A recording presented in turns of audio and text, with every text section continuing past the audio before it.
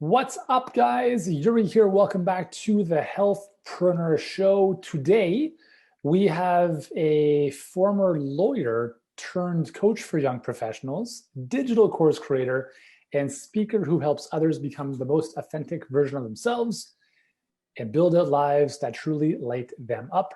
Her name is Catie Fenn. What's up, Catie? Welcome to the show. Thanks for having me. Yeah, absolutely. It's good to have you here. We actually did an episode with another couple a couple weeks ago who had a similar trajectory. Started off in law, got Oh, sick of interesting. it, and went into fitness. So talk to me about, now I'm going to make an assumption here. This is just based on my experience. I have not met many people in law who love what they do. And maybe that's just a blanket overstatement. But what got you into moving from that profession into doing what you're doing now? I'll actually say I'm a bit of an anomaly in that I loved law. What I did you love about it? loved Out of I curiosity. I I loved the intellectual stimulation of it. I loved meeting new clients all the time, and I loved in a time where clients were going through a lot of stress and were really overwhelmed that I could be this steady calming force for them in their lives, and to make law, which feels law often feels very big and scary to people, particularly when I was a litigator, so I'm like dealing with lawsuits as they're happening, and I was always dealing with people who are being defended. And so I loved that. I loved making something that felt scary to people just really a lot more accessible. So I love that. I love that. I find the law really fascinating, and so the law itself I found fascinating, but also the work. Like I really enjoyed it. So that's why I always start off when people ask me about leaving law. It's a unique situation in that I actually didn't intend to leave. But what happened is that while I loved law, I became more and more passionate about really teaching people to connect in with themselves, and it sort of took on a life of its own. And so I feel like I always share my story from the perspective of you can have multiple passions, and also that if you surrender to your path and you're really listening to your intuition and you're showing up for opportunities as they come, they might end up leading you in a different direction, and a way that's even more aligned or authentic for you. That is so cool. It's kind of like being in love with two people. Yes, actually, one of early on, a mentor in me said that, and he was one of the first people I met who had. He used to be in real estate, and then he got into coaching, and he runs these amazing events now. And he said, it's like being in a long-term relationship, and then all of a sudden meeting your soulmate. And I was like, oh my God, that's exactly what it is. I was in this stable, committed relationship, and then all of a sudden I met my soulmate, and I was like, oh, I'm gonna have to change some things in my life now. Yeah, so that's okay. I mean, like if we, with the relationship as an analogy, just kind of like for the viewers, just keeping that in mind.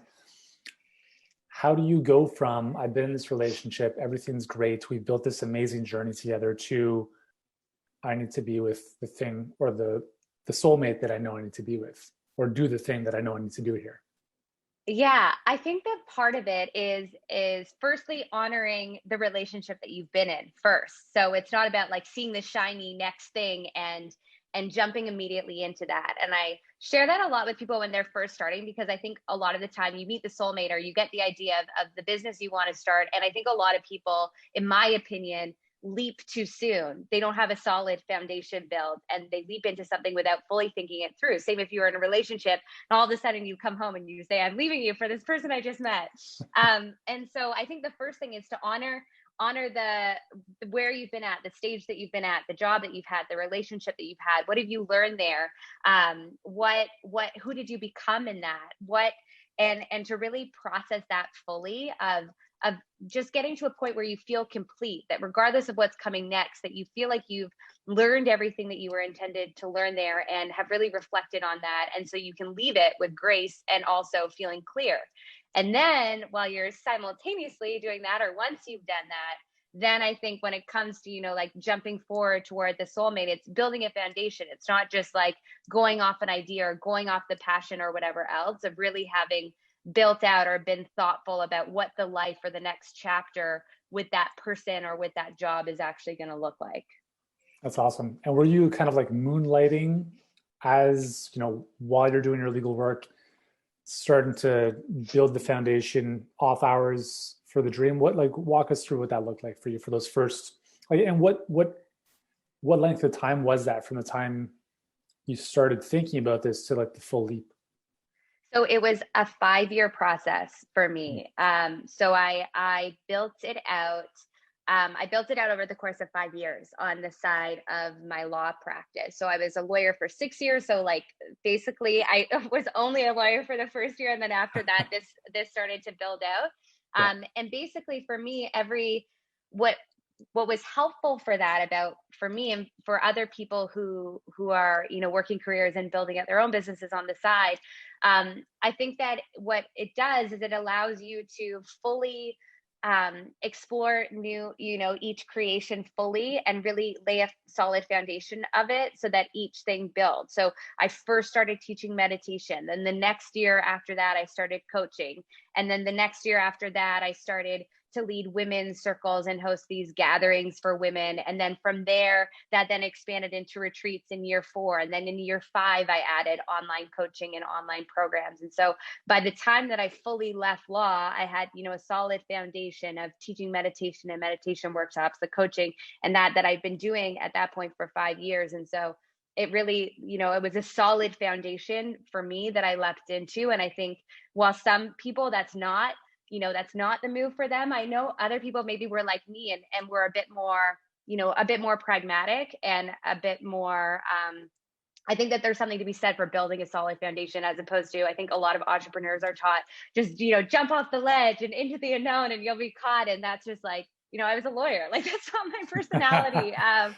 So I was like, if I'm going to build this, I'm going to build it right. And I'm going to not put pressure on myself on a timeline. And that's in the end what it looked like for me. And by the time it left, it was really because the business had taken on a life of its own. And so it was like a really natural exit from me from law at that point.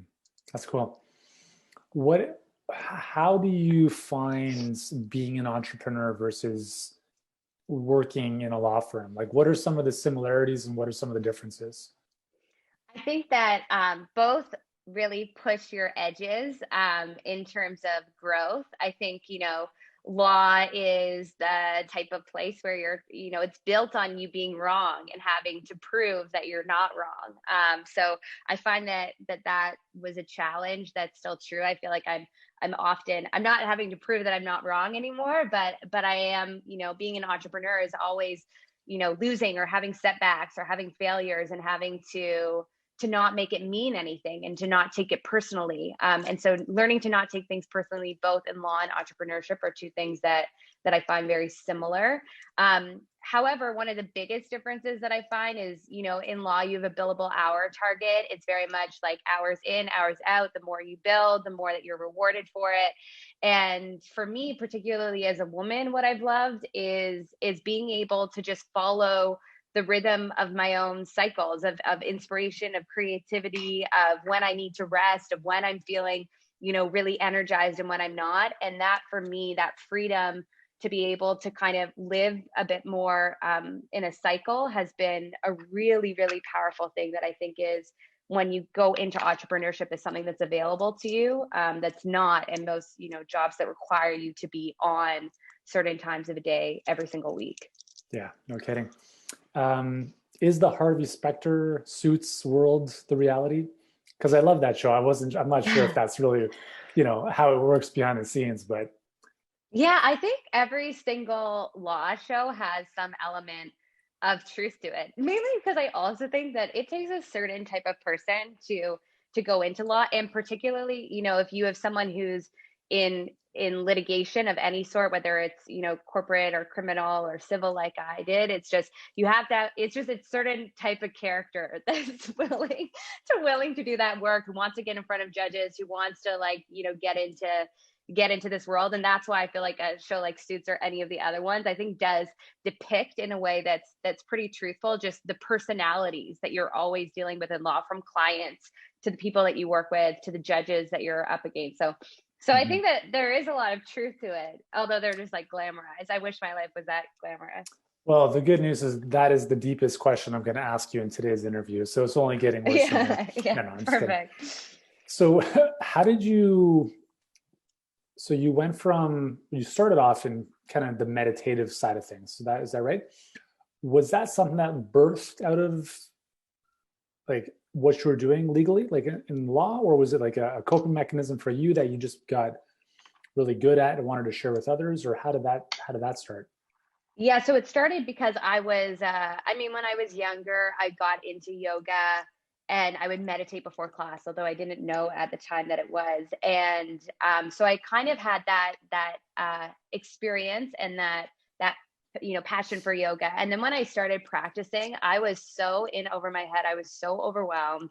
I felt like, I was in this total fog, and I, on a whim one day, was just feeling so disconnected from myself. And I happened to pick up a magazine that suggested meditation as a stress reduction sort of tool. And this is a while ago too, so it wasn't as mainstream as it was now. But I just had this intuition of like, maybe I should try that meditation thing. Like yoga really helped me when I was in school and stressed out. Maybe I'll just try out this meditation thing.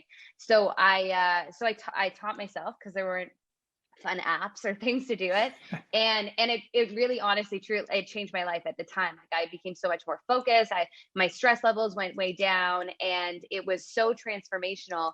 And then it was soon after that I was just thinking, wow, this is such a fringe practice for, and at first my focus was just like other professionals, and I thought this is so fringe and it could help so many lawyers or so many other professionals who are so in over their heads right now. And so my initial thing was, I just want to teach, these people this amazing tool. And because it's me and because I have a similar background to them, maybe they'll be more open to using it.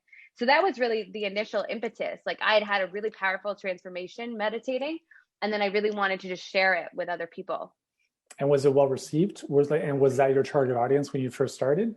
Yeah, when I first started, I was thinking, oh, I'm gonna, I'll work with all other lawyers or people in finance, because that was really my world. And they were so closed off; it was unbelievable. Like I pitched to so many law firms and all other people around me, and I would be posting online about stuff, and everyone in my world thought that I was absolutely insane. And also, aside from just getting blank stares when I would tell people in person, as I was pitching to places, I just got rejection after rejection. So at that point, I pivoted, and I just started to go, well, where were people resonating and where were people connecting with it? And I originally started teaching meditation because I pitched to a few gyms, because I thought, okay, well, they're into health in general. Maybe they'll be open to supporting their clients' mental health.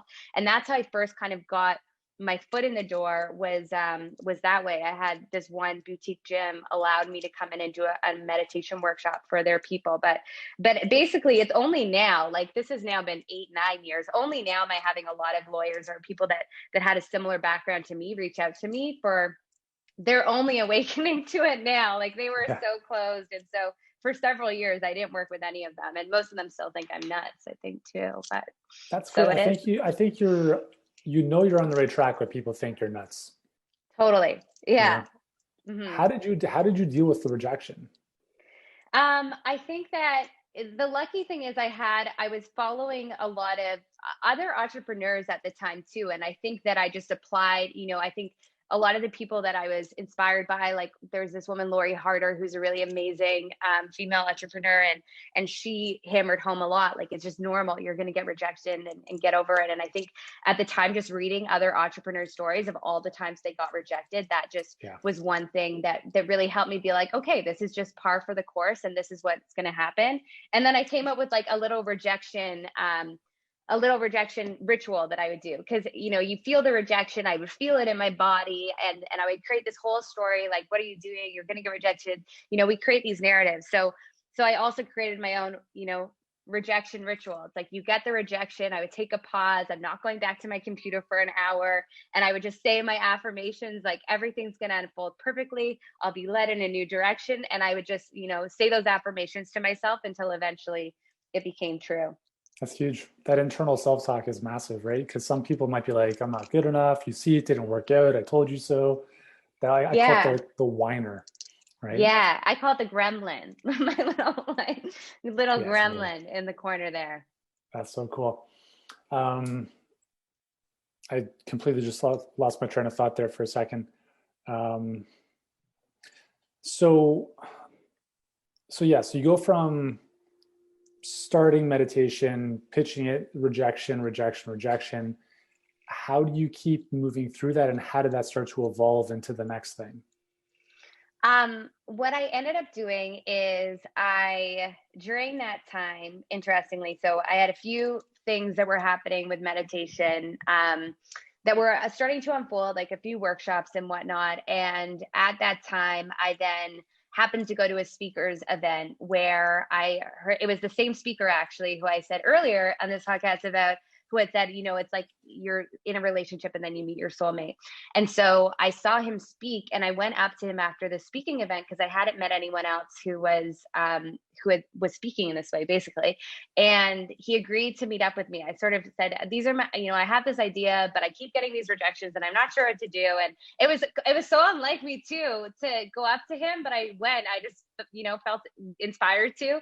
He was so awesome, and he agreed to meet up with me, and he was the one actually who then I explained to him what was happening, and he was just further down the line, and he said, "Well, who do you want to help and how do you want to help them?" And he helped me get clear. At that point I really wanted to work with women who are in their late 20s, early 30s, and he helped me to get clear on the ways that I could help them. And that's when I started to think of, okay, well, maybe it's not just meditation. Maybe I really want to coach these women into finding more fulfillment and more ease in their lives. And his advice to me, because I had no coaching experience, I just said, "This is who I'd love to help." And he said, "Well, why don't you just find 10 of them and ask if you can start coaching them?" So then that's what I next did. I found 10 women randomly. Like I was on a date, and someone would be sitting next to me, and I talked to her, and then she would end up being like my next client. I would be on the subway, and I'm friendly, so I would just, anyway, I met my first 10 clients in the most random of ways. And that's how that started. I coached people for free for about 4 months and got a lot of experience with that, such that I felt confident to just start pitching myself as a coach. And so that's how I started coaching. And then all the while I was building that out, some of these seeds that I'd planted with meditation things started to come to fruition sort of slowly, but it was, it started to build out. Basically, my whole shtick has been, I sort of try it out for free for a while and get good at it. And then once I feel comfortable, then I pitch it as something that I actually know how to do. That's cool. And I love how you didn't go the certification route. You're just like, I'm just No, gonna get experience. I what's think that's great. interesting now is that I think that there's so much, I work with so many clients who are always looking for the next certification, the next course or whatever. And the interesting thing for me, it's not that I actively tried not to get certified in things. It was at the time, every time when I was looking to build something out, it just didn't exist at the time. There wasn't, a coaching program at the time that I connected with. There wasn't a meditation course at the time when I connected with. So I feel like my path has always just been, okay, well, there's nothing that I can enroll in, so I'm just going to figure it out. And I think that for anyone who's listening, who's thinking that they need a certification, I feel like my story always reminds people that you actually sometimes don't. You need knowledge and you need experience, but that can be, that can be developed. It doesn't need to be found in a course. Yeah, I think you're just too ahead of the curve. So the rest of the world's catching up with you. Yeah, one by one, just trying to like fight my way through, just making things up on the fly as I go. Yeah, I've noticed that as well, especially in the health space. I call it the certification epidemic, where it's like they're Mm, using certifications. And I remember like there's one, a friend of mine in school when I went to university. I remember 7 years after I graduated, he was still there doing his PhD, next, whatever he was doing. And I always thought, like, what are you avoiding in life to continually stay here? And I think that's hmm what happens with a lot of certifications is like they're looking for confirmation that they're good enough or that they have to, it's kind of like a safe route as opposed to hmm putting themselves out there and talking to the person on the subway to become a client. Right. Interesting. Yeah. I think the other thing with certifications too is eh, is that I think that then people lose, how are they going to express that Yeah. certification? So I've seen this so often with other healthpreneurs is that they'll get the certification, and then when it comes to actually teaching or coaching or whatever, there hasn't been that same experience in learning how they apply it or how they use those tools. So I think that there should be like a both, getting the certifications while also doing so much of that practice to figure out like how do you authentically share that? Yeah, totally. And I think like I was talking with someone about this the other day. It's like all of us are coaches in some way, shape, or form, right? If For you have sure. kids, you're a coach to your kids. Mm-hmm. You're a coach to yourself, I think, first and foremost. Some better than Mm-hmm. others, but I think it's a really cool thought process to think through because, you don't need to spend 6 months learning how to help someone if you can just have a Right. conversation to move them out of a challenging situation. Mm-hmm. So now, like, who are your perfect clients now? So my perfect clients now are women, although I still work with some men, but typically they're women who are at the stage where I call it when when their soul starts to get really loud, when they start to get that intuitive message of basically either the way that you're living or the work that you're doing or the relationship you're in is no longer the direction you're supposed to be going in. And so my favorite people to work with are those who are finally ready to align with their authentic selves, who are ready to make changes in their lives to actually be living or leading in the way that's most authentic for them. So sometimes that looks like, people who are building out businesses, like especially soulful based businesses. Other times it looks like people who are really ready to call in a partner or exit a relationship or rethink that. But it's really, I think that so many of us walk around with expectations of others that have been, transposed onto us. And my favorite thing is when people are ready to sort of take off the mask and really become who they were meant to be and live in that way and show up in that way. And so how that manifests is always different for everyone, but that's my favorite thing when people are ready to just extricate themselves from the shoulds or expectations and just Mhm. free themselves. Yeah, it's amazing. It's always great. It's always a blessing to work with people who are willing to do the work, right? Yeah, that's it. Amazing. I don't have if they're ready to like really get into it, then that's my favorite person to work with. And I'm sure you come across people who are like, I want to do this. I know this is the thing for me to do, but dot dot dot, Yeah. right? Whatever. What do you in your experience, like what do you think or what are you seeing that's holding people back from following that intuitive hit?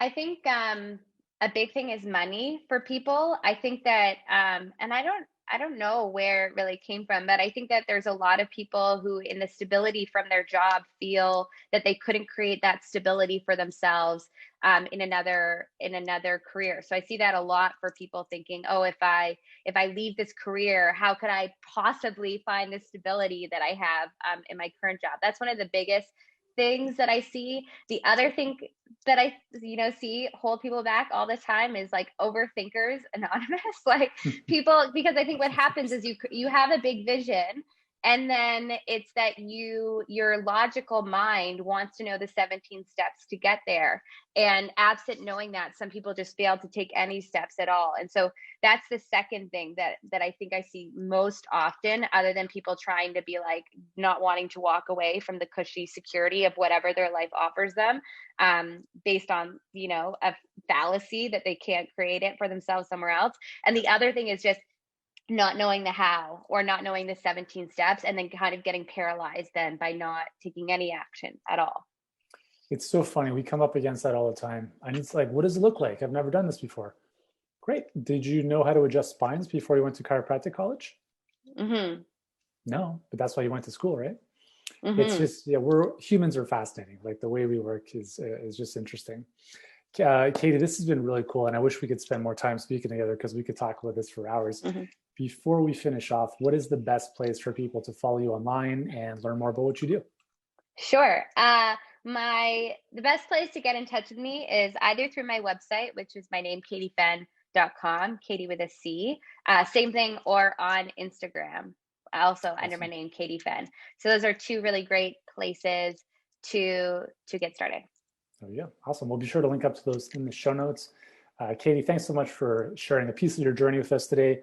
I really enjoyed getting to know you and getting to know your journey, and I'm sure our viewers and listeners will as well. So thanks again. Great. Thanks, Yuri. Hey, what's going on? Yuri back with you. Listen, I hope you've enjoyed this video. And if you have, listen, if you want to get more clients, if you want to grow your online coaching business, your virtual health practice, And you want to do so in a way where you bring in a flood of clients, not just by hope and pray and posting on social media all day long, or spending so much time creating content no one ever sees. If you're sick and tired of all that stuff, we have a better way. It's called the Perfect Client Pipeline. And I'd love to tell you all about it and show you exactly how it works in our business and in the thousands of clients who are all health practitioners and coaches, and how it's worked in their businesses. Collectively, it's generating more than $100 million in revenue for our clients. And I have no doubts it could help you as well. If you'd like access to this free training, then click the link below in the description. Do that right now. I promise you it'll be the best use of your time, way better than the latest show on Netflix or whatever it is you're watching. Because if you're here and you're a health practitioner or coach and you're serious about taking the reins of your business, becoming better at marketing, understanding how to sell in a way that is serving, not salesy, then these are skills you can develop no matter where you are, because you've already done the hard work. You're already great at what you do. I want to help you fill the gap so you can get your message in front of more people. And that's what the Perfect Client Pipeline is going to help you do. So click the link in the description, enjoy the training today. And listen, if you like the training and you'd like our help, then you can always book in a call with one of our coaches to see how we might be able to help you if you want even faster results. Sound good? So again, click the link below. Thank you so much for watching, and I'll see you soon.